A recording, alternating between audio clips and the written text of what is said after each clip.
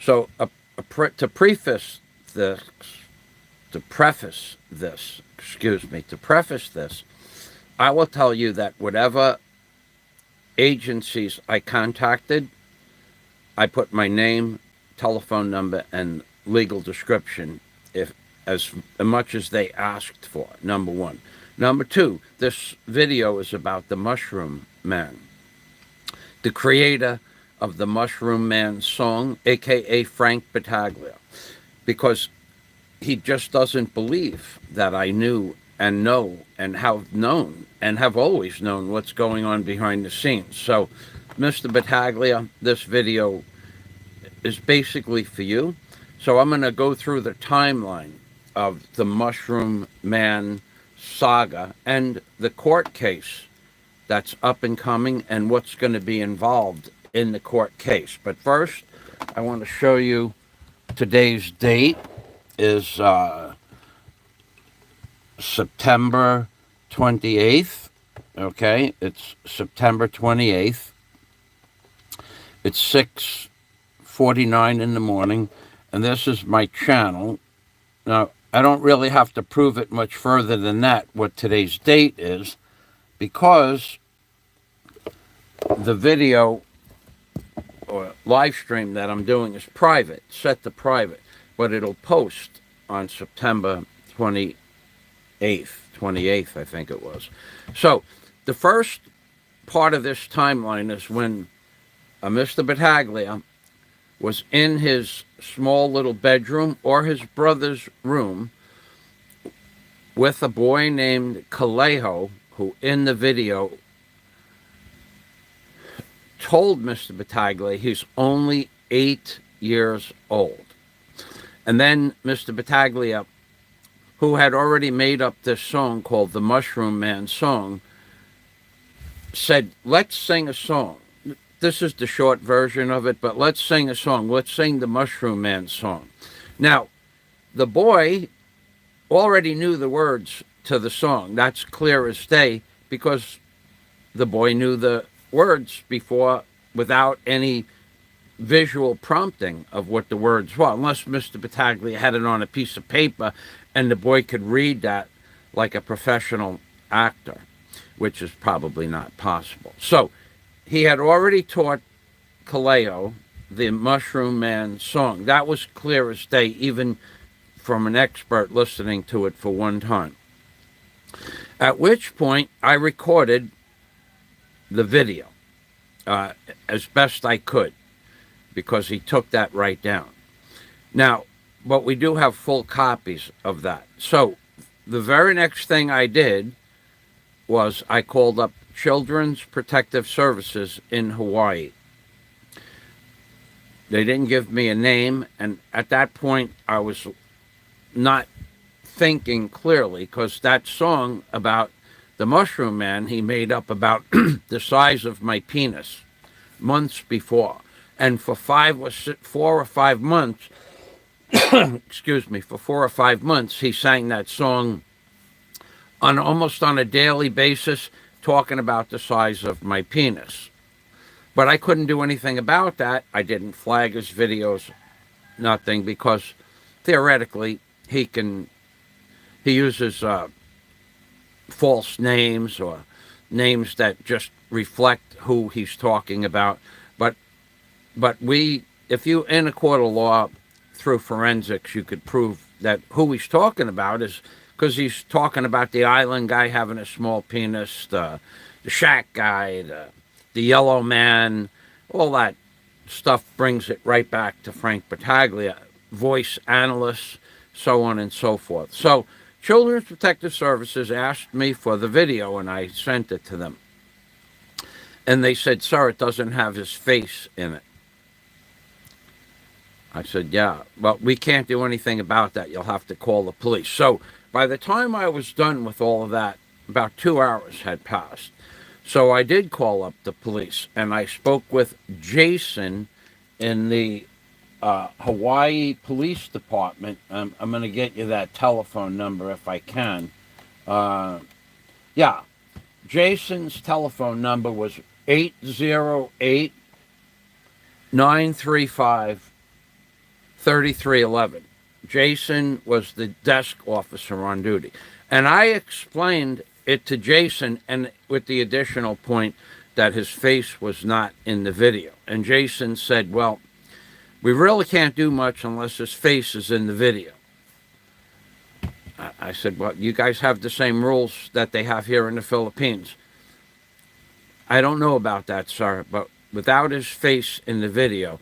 I said, well, Jason, this man is in a closet, 6x6 closet with a child with nothing more than a bed and a computer in the room, or his brother's room, sleeping accommodations room, which is a living space and sleeping accommodations, in a house alone with an 8-year-old boy singing about the size of my penis. So Jason told me that it's late now and there wasn't anybody available in that area to go to his house, but we're going to send somebody out in the morning. Call back at 9 a.m. Hawaii time in the morning. So I did that. And Jason, at that time, the second phone call, Jason, now I told Jason I don't want this to be anonymous, and I gave him my name, my address, my email address, and my phone number here in the Philippines. So when he realized I was serious, he said, call back in the morning. We will send an officer out to the house in the morning. And I said, in the morning, the boy's not going to be there.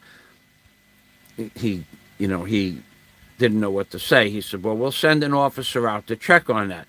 So at 9 o'clock, I called up. He said, call back in like 20 minutes. And the officer will be there then. So I did. And the officer answered the phone. Jason gave me the officer's telephone number. And the officer said, sir, I'm walking down the driveway now of Mr. Battaglia's house. Because we had the correct address. We have that documented for something else that's going on. And the officer apparently asked Mr. Battaglia's brother Al if Frank was around, and he said no, Frank isn't around. Now, Frank can't go anywhere unless he's walking the dog. But he can't go anywhere without Al's assistance to drive him someplace. So we later on found out that Frank likes to hide in the house when the police come. And that's been an ongoing issue with him since that time. All right? It's coming out in court documents for a TRO and so on and so forth. Later on in this conversation, I will talk about that part of Mr. Battaglia's hiding in the house. So the officer said, sir, there's no one here except for Al. And then I said, well, the boy's mother and father live right next door. Sir, there's no one home. Now, I don't know what that meant. Did he knock on the door? I don't know. Did he try to knock on the door? I don't know. Were they home? I don't know. But I said, well, you should really notify the boy's parents. Sir, we don't have any proof that there was a boy in a room with Mr. Battaglia. We can't do anything further. Now, that's not normally what I was about to say to him. I did not, which is not normally myself. I normally would have demanded that he knock on the door, leave a message, something. But I said to them, well, that boy's parents should be notified. And I mentioned it again, and then the officer said, sir, there's no one home. There's no proof that there was ever a boy in the house. Apparently he had somehow communicated this with Frank's brother Al, while maybe even before I made the phone call. I don't know. But he was in the driveway, and I did hear a voice in the background, and it could have been Al. So I dropped it. 100% I dropped it.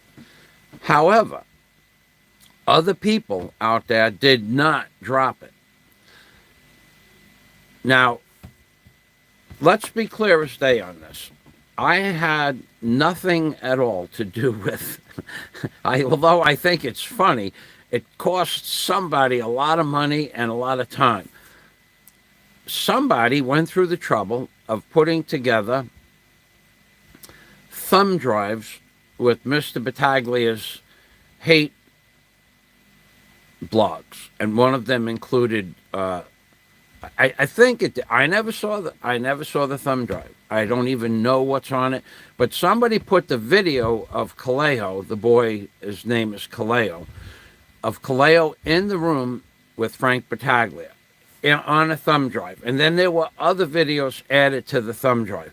Now I would imagine just a week or so, or a few weeks before, Mr. Battaglia threatened someone by running along the side of a fence. He had a shovel in his hand, and he was really screaming out profanities and threatening statements to one of his neighbors over a pile of dog poop that was left near on the man's property somehow. I don't know where his boundaries started and stopped, but he did go back with his brother and started, you better, you mother effer, you better leave, you better be, don't come back here. And that video, I do believe, was on the thumb drive. And along with the thumb drive, there was a paper, a list of the videos and a synopsis of what was in the videos. Now, how do I know this? Because after the thumb drives, or at the time the thumb drives were sent out, I got some spam mail. And the spam mail said that thumb drives were sent out to 10 of his neighbors. Now, I don't know how many neighbors it was sent to. I don't know which neighbors it was sent to. I had nothing to do with that. And I mentioned it in a video. I mentioned that somebody sent the information to your neighbors at that time, because I have nothing to do with it. I'm just the messenger. So I thought it was funny, actually, because Frank is finally getting what he deserves, to be exposed, but now to the elements, aka his neighbors in Hawaii, for what he really is, a nutcase, in my opinion. So that message came back 3 or 4 times, and it was in my spam mail. I never paid much attention. I didn't know it was in my spam mail for weeks, because I don't check my spam mail. If it goes to spam, I really don't care that it's there. But apparently it was there for weeks, and then I deleted it altogether, or time went by and the messages got deleted. I don't look at... Today is the first time I checked my spam mail in 2 months. So I don't watch my spam mail. I don't care about spam mail. Anyway, I get a lot of it. It's all junk. I just let it water under the bridge. So now I read that message and I post it in one of my videos. Frank will know which video it was. And then he all of a sudden jumps to the conclusion that I posted that crap. But in and of the messages of the person who sent out the thumb drives and the flyers, who I don't know who it is, they also said that they don't live in America. So, and they don't live in the Philippines.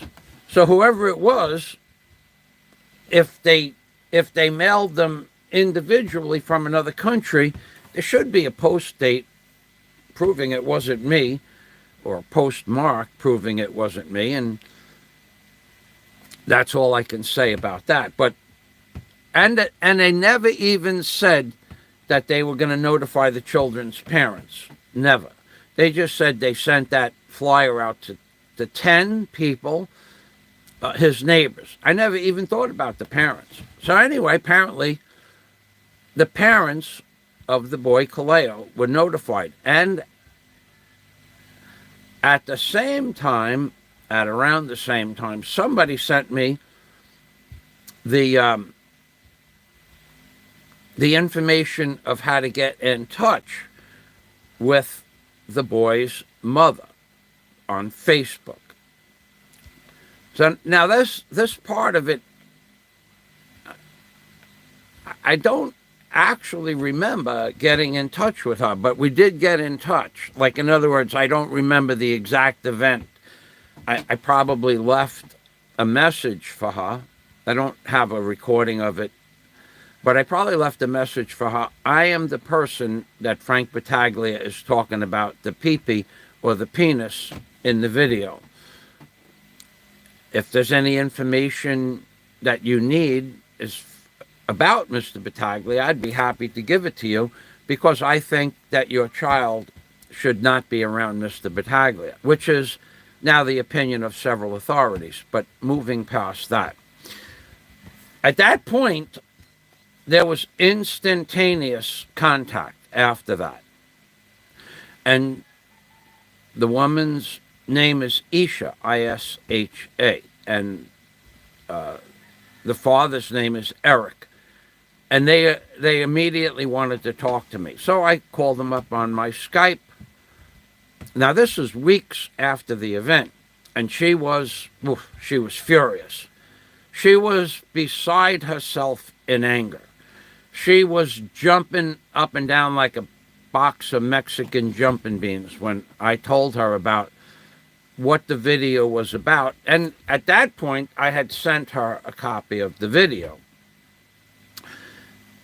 And I also know that she had a copy of the video from the post that went out to her. I don't know how it went out. It was supposed to be a thumb drive and a list of videos in the thumb drive. I never saw one. But so she had already had it, and I talked to her about it. And I said to her, ma'am, not for nothing, but I called the police. I gave her the telephone number to the police department. I spoke with the desk officer, Jason, on duty. I called Protective Services. I called, left my name at Protective Services and at the police department. They did nothing. And right now, there's another police officer who I have a friend who's a high-ranking police officer in the police department in America, currently on duty, that said that being that the police didn't contact you, they could be sued for lack of duty.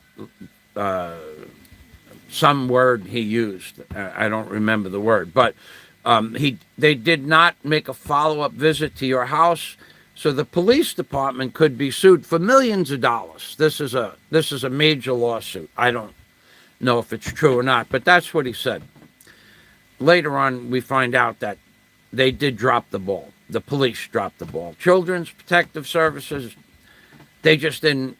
They dropped the ball. Let's just face what they did. This is a child endangerment case at this point right now, and that's the point of this video, that I know what's going on since day one, because I, Michael Fazio, am the person that notified the police in the first place. Now, whether or not that guy at the desk took my name and information down and made a report on it, I have phone calls to his police department for several minutes on 2 different days. So what was I talking to them about? So I have proof that I made those phone calls. Now, moving on. Isha and I kept in touch with one another, and then a case, she filed for what is called the TRO, a restraining order against Mr. Battaglia. Mr. Battaglia countersued her with a restraining order. This is the shortened version, because this could go on forever. So they brought their case before a judge. I don't remember the judge's name. I think it was September 1st or 2nd. I don't remember. However, Frank Battaglia's TRO was dismissed or put to the side, and Isha and Eric, I forgot their last name even, Isha and Eric was granted a temporary restraining order, but few weeks later, it was updated to a permanent 3-year restraining order against Mr. Battaglia. Now, I also mentioned to Isha that Frank Battaglia always said he had guns in the house. in America, in Hawaii, before he left for the Philippines. And that in the restraining order, it says that the person being restrained is not allowed to have weapons in the house. So, from my understanding from Isha, the police went and searched Frank Battaglia's house and didn't find weapons. However, before that, well, it's all hearsay, so I won't even mention it, but they didn't find any weapons in Mr. Battaglia's house, not guns. And so Isha said they searched, but didn't find anything. But you could throw that stuff in a box in the woods easy enough. But we're not going to say that happened. I'm just saying it's possible. Moving on, the restraining order was granted on September 1st at like 10 o'clock or 11 o'clock in the morning. When Isha got home from the court, Frank Battaglia had locked the gate. We have a video proving that. And he had some people doing yard work. And apparently it was for their protection that the gate was locked while people were cutting clippings with a pair of snips from his bushes. It was basically a form of harassment, which is in the TRO, no harassment to the owner of the TRO. And Isha called the police. And the police did not arrest Mr. Battaglia because they said, well, technically, this is a form of harassment, but the loophole says that Mr. Battaglia is allowed to use the yard in the TRO.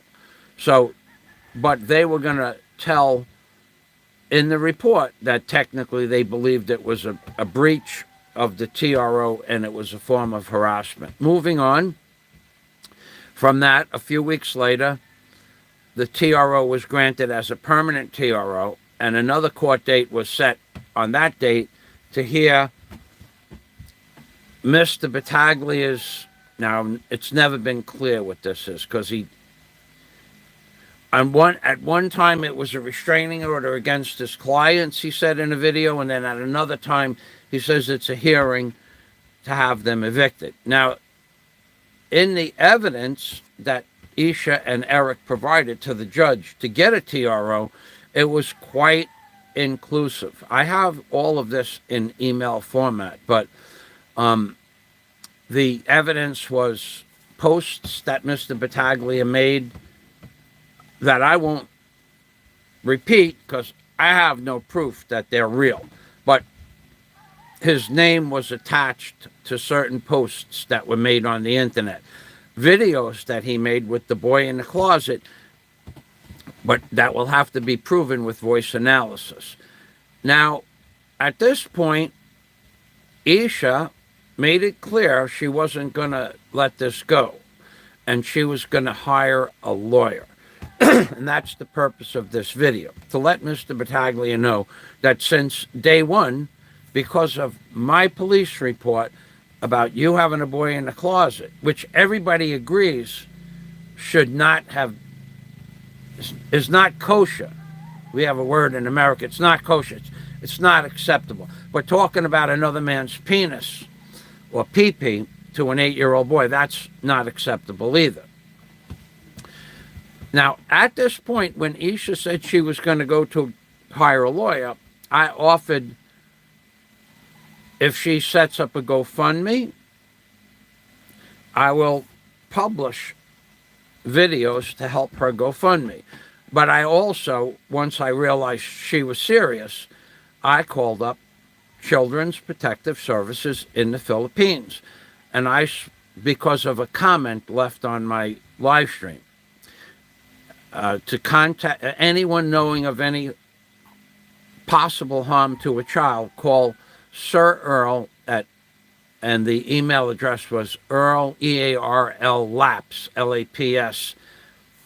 I think it was at gmail.com, but I have the address in my registrar. So I called up Sir Earl and spoke with his secretary for 25 minutes. Sir Earl was not in that day. He was on duty somewhere doing his job. So after speaking with his secretary, and I won't mention her name, for about for a full 25 minutes, she was sure as clear as day that something was wrong. Something wasn't right. Now, I also, in that conversation, mentioned to her that Mr. Battaglia is going to try to bring charges against me because I give candy. Excuse me. It's 7 o'clock in the morning. I just woke up. Mr. Battaglia is going to bring charges against me because I've been giving candy to all my neighbors and their children for 7.5 years. And she said, that's ridiculous. She goes, I told her they're outside my gate, or I walk down the block and the children are with their parents, and I give their parents candy as well. And I give everybody on the jeepneys candy, and everybody that I meet in the stores, the cash registers girl. I probably spent $20,400 on candy over the last few years, which is okay. I mean, and the Filipinos, they like that. It's a snack for them. It's a treat. Even just it's 1 peso. She said, sir, in these times where people have no money for anything, it's okay that you give candy to children on the other side of the fence. And I said, well, they never come in the yard. That's never been seen. It doesn't happen. It's never going to happen. It's okay, sir. I'll report this to Sir Earl. So I sent her the what we call the Mushroom Man video, because Frank Battaglia made up the song, and that's the name of the video, the Mushroom Man video. That's what we call it here in the YouTube community. I sent her that, and now I'm going to tell you something else. Long before I got to Children's Protective Services, Sir Earl knew who this man was. Because when I spoke with Sir Earl, he had already formulated opinion. And I won't tell you what he said, but he had already formulated opinion about Mr. Battaglia. And he at that point said, we've had other complaints about Mr. Battaglia. So I was not the first. And when he saw my video, I don't even know if that was the first time he saw it. I think someone sent it to him before that, but anonymously, or he didn't say. So I knew right from the get-go. Now, I also called cybercrimes in Bohol, and they said, sir, now, digressing back to Sir Earl at Children's Protective Services, he said, sir, we can't do anything unless there's a case against Mr. Battaglia in the Philippines regarding a Philippines child. So if you can't provide us with a case now, if one ever does arrive, we will interview Mr. Battaglia. At that point, he was sure he could not interview Mr. Battaglia because at that point there was no case. Now, I believe there is from a gentleman named Flywoods, or Frank, and his girlfriend Ruby, regarding their child, but I didn't see the court documents, so it's hearsay at this point. Moving on, I called up cybercrimes. They said the same thing Sir Earl said. He has to come back to the Philippines, and then you file when he gets back here. So it was a dead issue for a long time, weeks. Now it's going on well over like 5 or 6 weeks. So my point is that Mr. Battaglia has repeatedly said 1,000. It's none of Michael Fazio's business. Stay out of my personal business. Well, it is my business because Mr. Battaglia is talking about my penis, my mushroom. And he made that perfectly clear in dozens and dozens of videos he posted on his channel and then takes them down. He'll do a live stream, and before the live stream is ended, he even just shuts it off so you don't have time to record it. That's his modus operandi. He's had several channels shut down for hate speech and various reasons. I've never flagged his channel because what does it do? You spend 12, 13 minutes writing a long form and nothing happens to the guy. He's like, because his face isn't on the video, he sends them back a reply. That's not me. I don't know what he does. But I've never took the time to flag his channel, probably in more than 3 years. Just a waste of time. Now, moving past that. Now, I have been in constant touch with Isha and Eric. Now, 2 weeks ago, they sent me a notice they were hiring a lawyer. Now, they did that. Okay, they did that. So just to let Mr. Battaglia know, I've not lied, except for the dates of when these things are going to happen, and that there is another case pending. Now, Isha's lawyer is, at this point, today is the 28th of September. I will tell you the timeline that's going to happen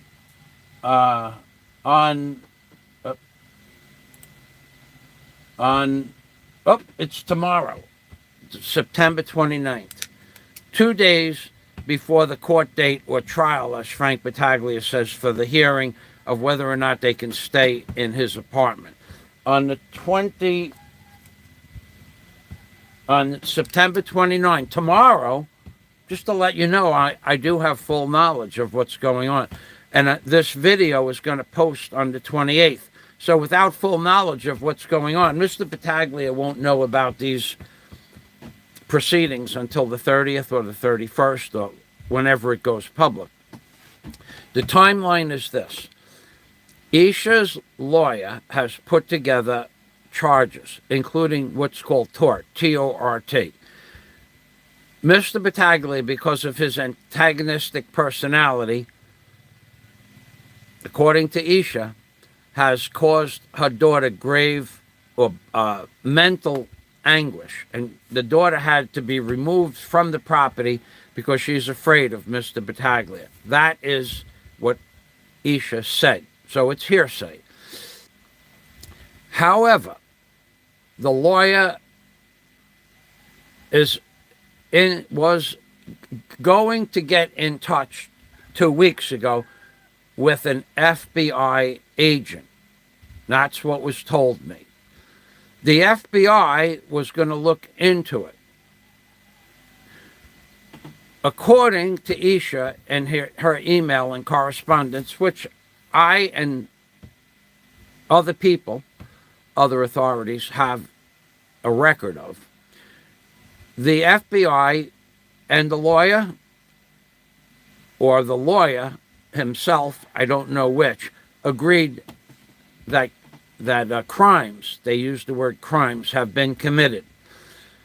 At this point, I don't know if they're in conjunction with the FBI or going to work with the FBI in the future after the charges are filed. But the lawyer is going to charge Mr. Battaglia with tort or monies that was spent on hospital bills, I believe, and other crimes, including having the child in a room without the parents' permission, and especially talking about another man's penis, or what he calls the mushroom, what Frank Battaglia calls the mushroom.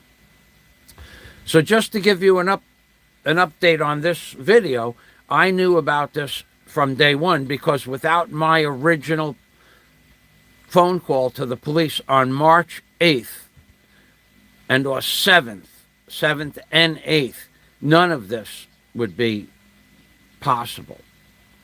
So it is because of my phone call to Jason that they have proof, I believe, that this was real. Now, again, I'll repeat, if Jason didn't make a report when he said he was making a report, well, that's possible. Because this guy wanted to do nothing else. It sounded like he didn't really want to do this, but I forced him to take my name and my phone number and my email address down. Now, I don't know what happened to the report after that, because when the officer went out and didn't see Frank Battaglia in a room the next day with the boys singing a song about my penis, he dropped the case and dropped the ball. Now, moving on. I know about the court case on the 2nd of October, I think it is, about Frank Battaglia against Isha and Eric to evict them from the house. There's been nothing but angst and hatred on the property from Mr. Battaglia, slamming doors, hearsay, screaming, banging on the walls, hearsay. But it's all in Isha's emails to me. So she's afraid of Mr. Battaglia, that's for sure. He's displayed some really crazy moments. And now, in regards to what's happening at the court case, well, we're going to find out. I'm just making this to let everybody aware that for all my live streams where I said I know exactly what's going on, and all the live streams that Mr. Battaglia has had said, it's none of your business. Well, I think, Mr. Battaglia, I believe, if you're singing a song about my penis to an 8-year-old boy and having him in a closet, having him sing the Mushroom Man song, I think that's my business. And I made it my business when I called the police on March 7th and or 8th. I don't remember the exact date. A message I sent to somebody about the phone call has the 8th. But the police will have a record of it. There's no doubt there's a record of it on my Skype calls and how long the call is. So I know about the court case. I know that Isha is going to bring a lawyer, according to her email, on the 29th of September to file charges against Frank Battaglia for various crimes. I don't know the names. I only received an email 3 days ago and the crimes weren't specified, but there's also a tort, T-O-R-T case, which involves monies for hospital or doctor bills. Now, in addition to this, the lawyer and Isha agree that the boy should be deposed in front of the judge. So Mr. Battaglia tried to back away from this and say there's no proof, there's not enough proof, that this is what he does. And he makes videos saying there's no proof, there's not enough proof, it's not enough to convict somebody, I have committed no crimes. So because he says it, doesn't negate the law. Now, in regards to proof, his face wasn't on the video. CPS would agree with that for some strange reason. And the officer at the desk in the police department also said, we really need his face in the video. But the lawyer disagrees. However, for proof, all that's necessary is for the boy to agree to go on this witness stand. This kid is really sharp, and there's going to be a psychologist there questioning the boy as to whether or not he was in the room with Mr. Battaglia, and Mr. Battaglia mentioned the Mushroom Man song. That's a fact. That's what's in the emails. So to me, that's a fact. Now, Isha's never backed down, and she asked me not to talk about the case, which I only in a roundabout way talk about the case because there's something else completely different going on with another venue between other people and the FBI. Now, I don't know where that's going to go, but the third party, not Isha, not Eric, that notified the FBI, or so they said, would I be willing to be deposed by the FBI sometime before Halloween, or October 31st. And I agreed to that. And I agreed to what is called a Zoom meeting between whatever they call it, an FBI profile or an interview, an FBI agent, FBI, whatever. I agreed to that through a third party. The FBI has not been in direct contact with me, but I believe there are other people involved at this point that have contacted the FBI besides Isha's lawyer. Now, if Isha's lawyer asks me to be deposed, I will depose myself even at my expense to help Isha and her case move forward. Now, if the FBI contacts me through Isha, I will be happy to be deposed in regards to that. This is all legal, Mr. Battaglia. And considering the harm, mental anguish, and angst you have caused the family, I just want to help them get out from under your thumb, under the pressure that you put on them, basically, according to Isha's emails every day, screaming, banging on walls, crying, you've done nothing wrong. I've not done anything wrong.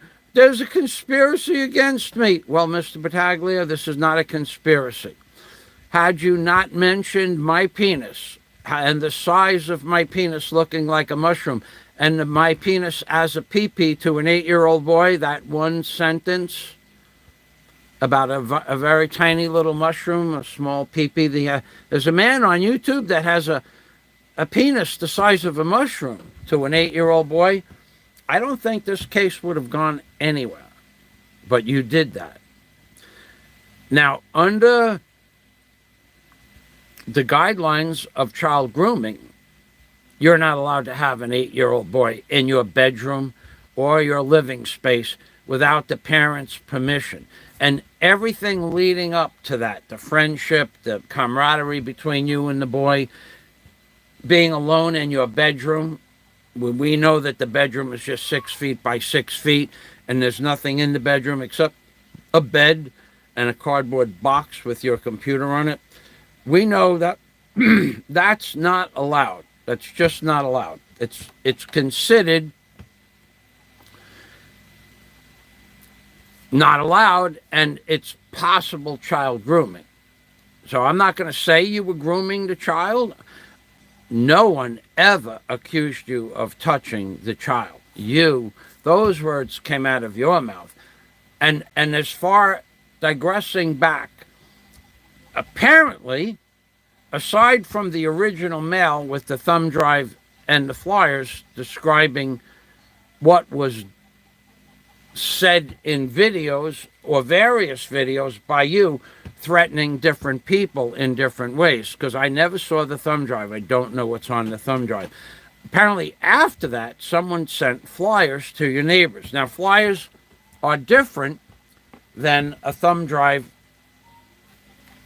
and a dossier accompanying a thumb drive or a file, a Word file. I don't know how that worked, but a thumb drive is completely different than flyers. And Mr. Battaglia came on live stream last week and says, you know what they did, you know what they did? They sent out Fazio, in conjunction with my neighbors, sent out flyers, because I know my neighbors did it. There could be no one else. And Fazio admitted he's been in touch with my neighbors. That's right, I have been. Because when they do hire a lawyer, and we're sure of that, and they do set up a GoFundMe, and we're sure who the money's going to, I'm going to offer my services in any way I can to get the GoFundMe to be successful. So I've been in touch with them. I'm not the first person to be in touch with them. Apparently, whoever sent out the thumb drive was the first person. But I'm one of the first people that knows everything about the case. So as far as me, in conjunction with the flyers, you put my name in something that I have nothing to do with. I cannot hand out flyers from the Philippines, and there's no proof at all. Is there fingerprint evidence? Is there DNA evidence? Who passed out the flyers? I mean, until you have that kind of evidence, you shouldn't be making public statements that you have proof that Fazio, in conjunction with your tenants, passed out flyers. That's nonsense, Mr. Battaglia. That's just pure garbage. You have incriminated me in possibly a felony for handing out false information when I don't even know about it. And this is what you do all the time. And then you'll make another video backing it up. Yeah, I know, just like you did. You know what they did, says? You know what they did? Fazio, in connection with my tenants, passed out flyers. Well, nothing could be further from the truth. I don't know anything about any damn flyers, Mr. Battaglia. You lie so much. We don't know what is true and what is not true anymore. I remember videos where you said that to replace the rugs in the house cost you $400, $200 per room, or $400 per room. I don't remember exactly, but I know there was a $400 number, and now I know that you're suing the tenants for $2,000 per room for the rugs. Do you have receipts for $2,000 per room? Or do you have receipts for $2,000 for 2 rooms to replace the rugs backdated that could be proven with video format that $2,000 worth of rugs? Or do they have to do a forensics testing of the rugs to see what the rugs are worth? Of course, the rugs could be worth $12 and the guy charged $1,988 for labor. That's possible. But do you have proof that there's $2,000 worth of rugs in those rooms? You changed the story from 400 to 2,000. You do this all the time, Mr. Battaglia. So I could go on and on forever, but I'm going to synopsis this. I, Michael Fazio, called the police on either March 8th or March 7th. I spoke with an officer, Jason. Jason said to call back the next morning. They were sending out an officer. The officer went there, did not find Mr. Battaglia in the house or the boy in the house, and Mr. Battaglia's brother said Mr. Battaglia is not home. The officer on the phone with me said he was in the driveway and there's no one home. I said, well, at least you should notify the parents, and he said there's no one home. There's no record of the phone call. I didn't voice record it. I don't even know if it would have been legal to record the conversation, but I don't have that ability with my, I guess I do really, on Skype, but I didn't. I don't know what the legalities of recording a police officer were without his permission, so I didn't do it. Anyway, the Skype calls exist, March 7th and or 8th or March 8th and 9th. I don't know what the dates were. I forgot, okay? So now, then apparently someone sent out the thumb drive with the notes on the videos in the thumb drives, and then somehow I got her Facebook page and contacted her and told her if she needs any information about Mr. Battaglia and that video, because I have a copy of it, I'd be happy to give it to her. But apparently she had it already. Moving on, the court date, Mr. Battaglia tried to get a restraining order against her. It was denied. The judge, according to Isha, told Mr. Battaglia, sir, you don't know the law. Please stop talking.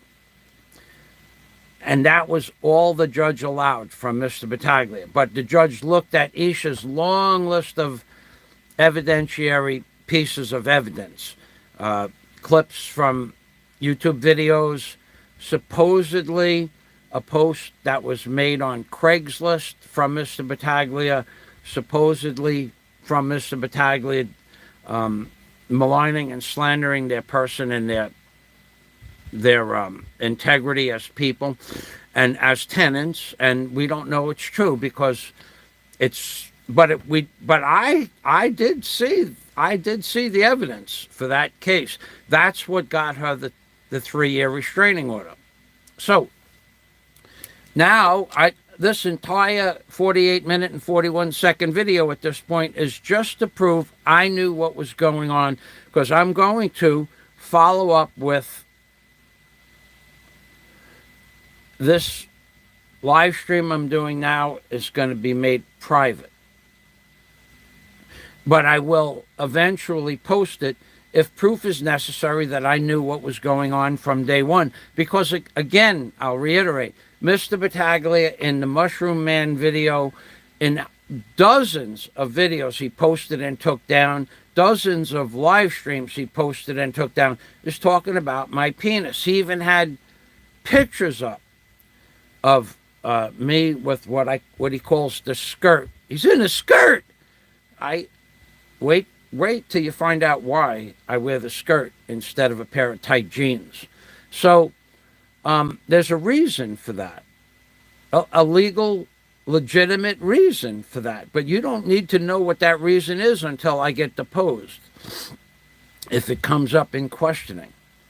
So moving on, I think I'll end this live stream. Today is September 28th. Everything I swear everything in this live stream has been true and correct to the best of my knowledge. I swear I have gone to Children's Protective Services in Bohol, in Cebu.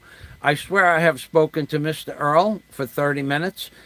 Earl Laps at gmail.com, I believe it is, EARLLAPS at gmail.com. I swear I have spoken to his secretary, and they're waiting for a case to evolve in the Philippines, and then they want to interview Mr. Battaglia.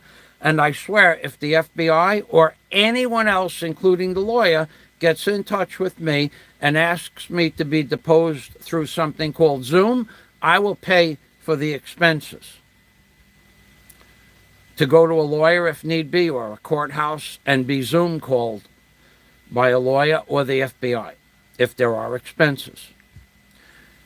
And then at the end of the day, I'm going to promote Isha and her husband Eric and her son Kaleo's GoFundMe for the lawyer's fees.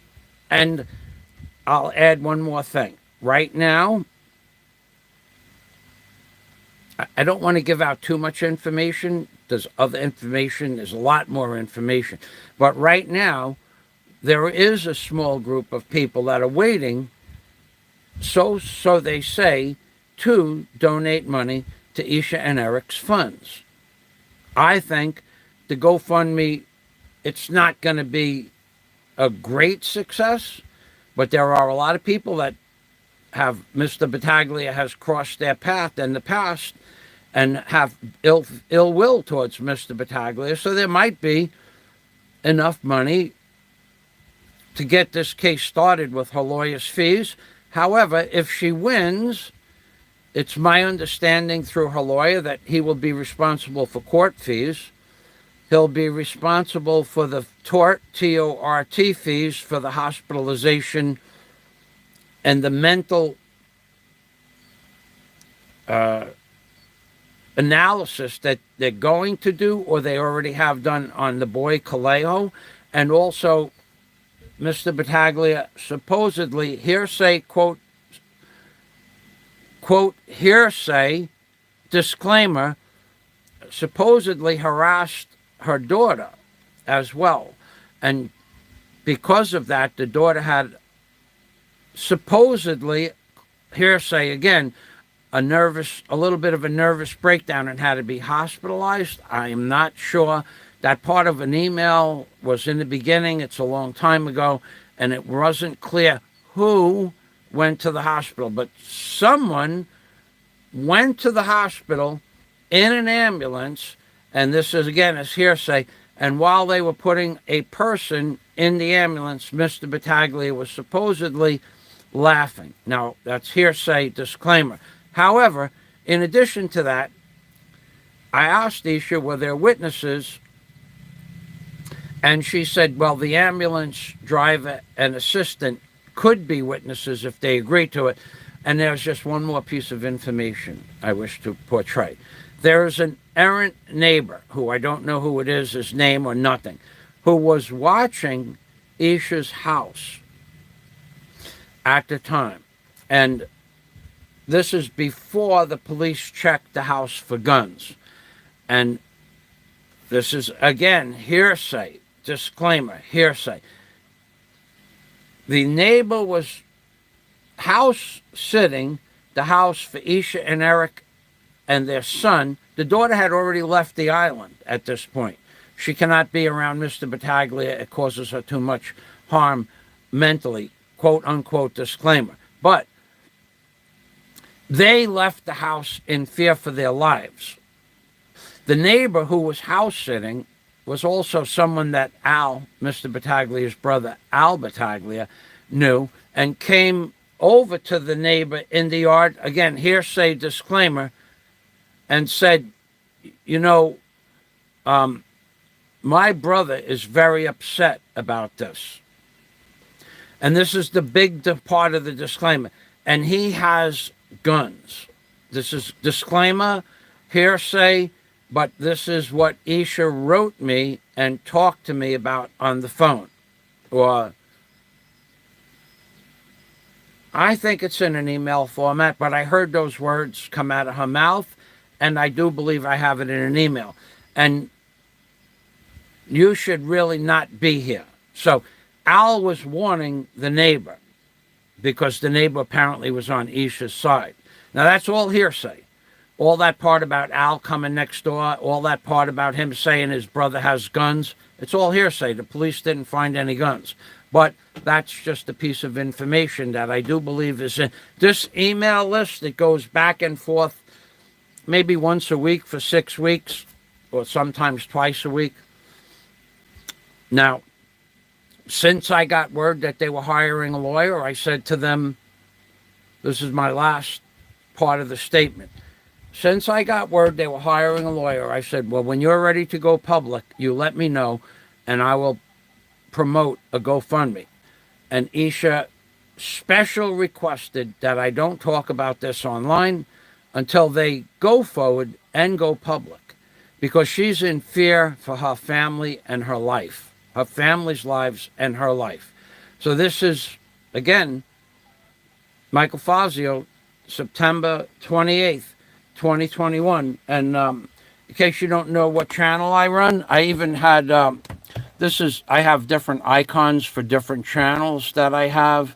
Let's get my channel icon up here so that you can be clear as who you're talking to if you come to my channel. That's interesting. Okay.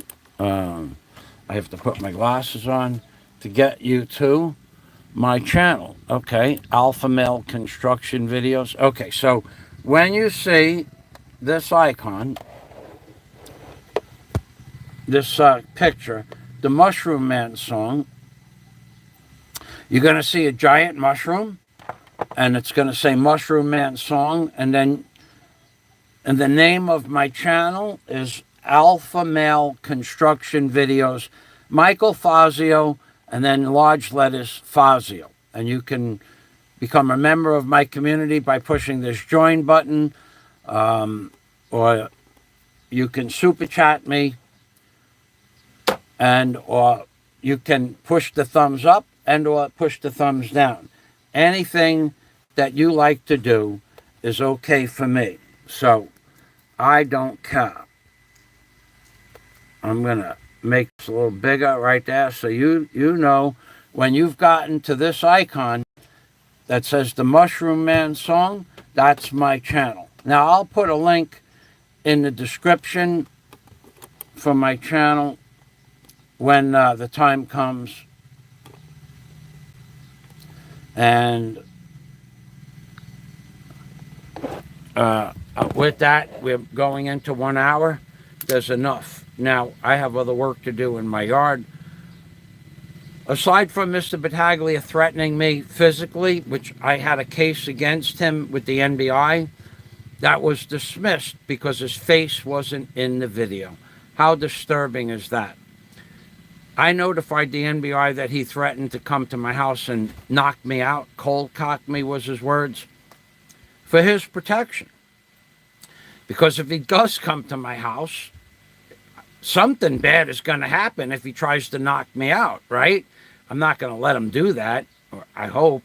So he did have a case that he didn't win, although he says he won. He did have a case against him that was dismissed on a technicality, and he paid several $1,000s, at which point in another video he said that I'm going to pay it back in spades, which is kind of like a threatening statement, but at this point that's probably a moot issue. Now, I don't know. All I have to do is just post this video as private, and if anyone ever says you're a liar, you didn't know about the case in advance, well, I did, because I am the person that originated the case. And apparently, and I don't know who sent out the thumb drives or the flyers, but apparently those people somehow found out that I I initiated contact with the police. This was me, Michael Fazio. And then they went forward with their thumb drive and notes. And then somebody else altogether sent out flyers, because the thumb drives came from a different country besides the Philippines and America, and the flyers came from Hawaii. So this is Michael Fazio saying thank you for watching my videos. God day to everyone, and Amping Parmi, which of course Amping Parmi means take care always. And aloha from Michael Fazio in the Philippines, baby.